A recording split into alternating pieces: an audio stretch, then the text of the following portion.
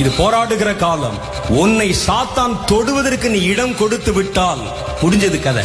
வேதம் சொல்லுகிறது, அநேக பட்டணங்களை பிடிக்கிறவனை பார்க்கிலும் தன் இருதயத்தை அடக்குகிறவனே பெரியவன். நீ ஒரு கிறிஸ்தவன், கிறிஸ்துவை ஏற்றுக்கொண்டவன், ரட்சிக்கப்பட்டவன், அபிஷேகம் பெற்றவன். அதெல்லாம் அப்புறம். எல்லாவற்றுக்கும் மேல உனக்கு ஒரு தகுதி இருக்கிறது. நீ ஒரு கடைசி கால தலைமுறை.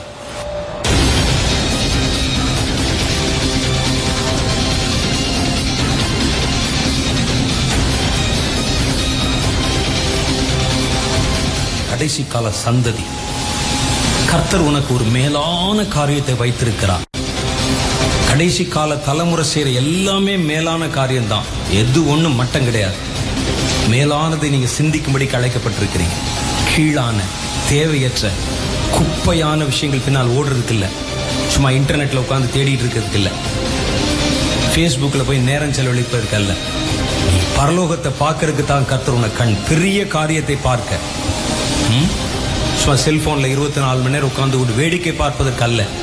உனக்கு கர்த்தர் கொடுத்திருக்கிற இந்த கண்கள் பரலோகத்தை பார்ப்பதற்காக, பரலோகத்தின் தரிசனங்களை பார்ப்பதற்காக. இயேசு சொன்னார், இது முதற்கொண்டு தேவ தூதர்கள் இறங்குகிறதையும் ஏறுகிறதையும் நீங்கள் காணவே காண்பீர்கள் என்று மெய்யாகவே மெய்யாகவே சொல்லுகிறேன். அதை பார்த்திருக்கே? அது வரைக்கும் நீ தூதர்களோடு பேசி இருக்கிறீர்களா? பழகி இருக்கிறீங்களா? பரலோகம் உங்களுக்கு சமீபமா இருக்குதா? இல்லாவிட்டால் என்ன கிறிஸ்தவர்கள் நாம யோசிச்சு பாருங்க. இதை விட்டு விட்டு நம்ம எதையோ பார்த்து கொண்டிருக்கிறோம். மணிக்கணக்கா நேரம் செலவழித்து இரவெல்லாம் ராத்திரி பகலாய் தேவையற்ற கிரிகளின் மேலால் ஓடிக்கொண்டிருக்கிறோம். அது மற்றவர்களுக்கு தகுதியா இருக்கலாம், உலகத்துக்கு தகுதியா இருக்கலாம், உனக்கல்ல.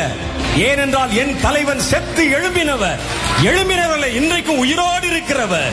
அதே நம்பிக்கை நம்மை குறித்தும் நமக்கு உண்டு. இன்றைக்கு நான் விழுந்தால் நாளைக்கு எழுவேன், ஒன்னா விழுந்தா 100 எழுவேன் நான். என சாதாரண விதை அல்ல நான். எனக்குள்ள இருக்கிற கிறிஸ்துவனுடைய வித்து. இது 30 அல்ல, 60 அல்ல, 100க்கு 100க்கு சொந்தமானது. எழும்பு, எழும்பு சீயோனே, உன் வல்லமையை தரித்துக்கொள்.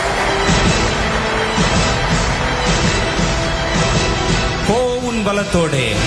உன்னை அனுப்புகிற கர்த்தர் உன்னோடே கூட வருகிறார்.